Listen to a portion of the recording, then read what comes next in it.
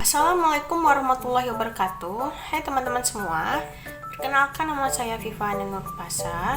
Saya berasal dari program studi Gizi angkatan 2023. Di sini saya akan menjelaskan mengenai apa itu vitamin K. Jadi, vitamin K adalah vitamin yang larut dalam lemak dan berperan penting dalam proses pembekuan darah, kesehatan jantung, kesehatan tulang, dan berbagai fungsi tubuh lainnya. Nah, vitamin K ini terbagi menjadi 3. Yang pertama, vitamin K1 atau piloquinone. Nah, vitamin K ini merupakan jenis vitamin yang paling banyak ditemukan secara alami pada berbagai sayuran berwarna hijau. Vitamin K1 ini memiliki sifat bisa disimpan secara langsung dalam hati. Selanjutnya adalah vitamin K2 atau menaquinone. Nah, vitamin K2 ini merupakan vitamin yang dibuat oleh bakteri dalam tubuh. Bakteri yang berada pada saluran pencernaan akan membuat vitamin K2 yang kemudian akan disalurkan ke bagian dinding pembuluh darah. Selanjutnya adalah vitamin K3 atau menadion. Nah, vitamin ini merupakan vitamin sintetik dan bersifat larut di dalam air yang digunakan untuk penderita yang mengalami gangguan penyerapan vitamin K dari makanan. Selanjutnya, dari mana sih sumber-sumber dari vitamin K ini?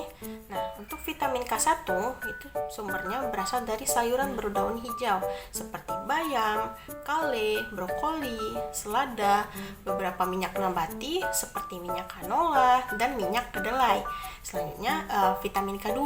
Nah, vitamin K2 ini berasal dari makanan yang difermentasi seperti natto atau fermentasi kedelai, tempe, dan juga yogurt. Nah, produk hewani seperti hati, telur, dan daging.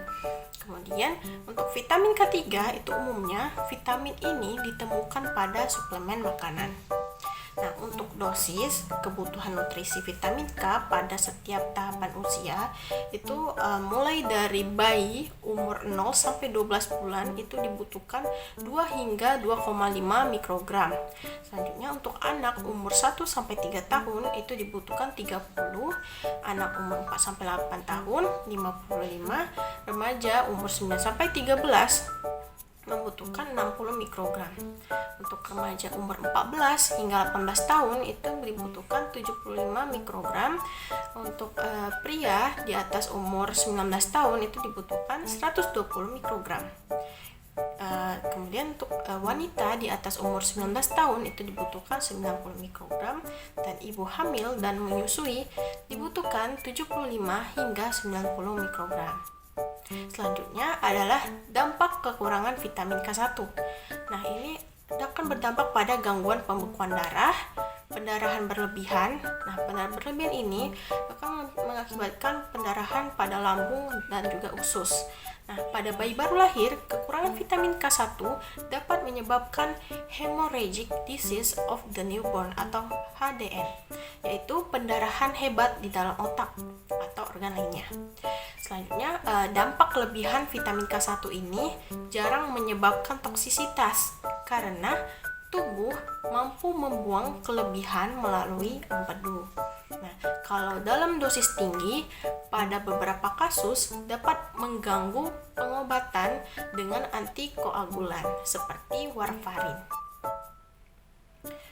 Kemudian dampak kekurangan dari vitamin K2 ini itu akan menyebabkan kesehatan tulang, yang dimana kekurangan K2 dapat menyebabkan pengeroposan tulang atau yang biasa disebut dengan osteoporosis karena kalsium tidak terdeposit dengan baik di tulang.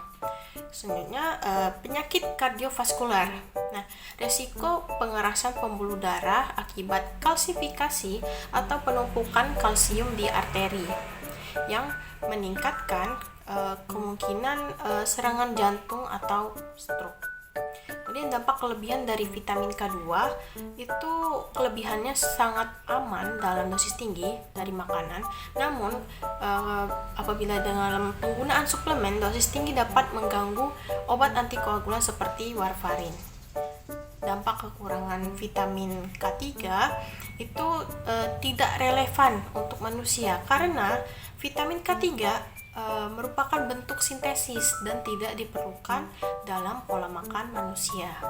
Untuk dampak kelebihan vitamin K3 ini, vitamin K3 kan larut dalam air sehingga tidak dapat dengan mudah dikeluarkan oleh tubuh, menyebabkan kerusakan hati dan juga anemia hemolitik atau kerusakan sel darah merah, dan juga dapat menyebabkan gangguan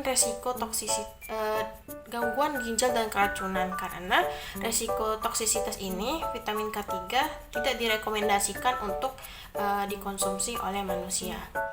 Kemudian untuk manfaat vitamin K, manfaatnya itu untuk menjaga kesehatan tulang, membantu proses pembekuan darah, menjaga kesehatan jantung, mengurangi resiko aterosklerosis, dan juga mengurangi resiko kanker.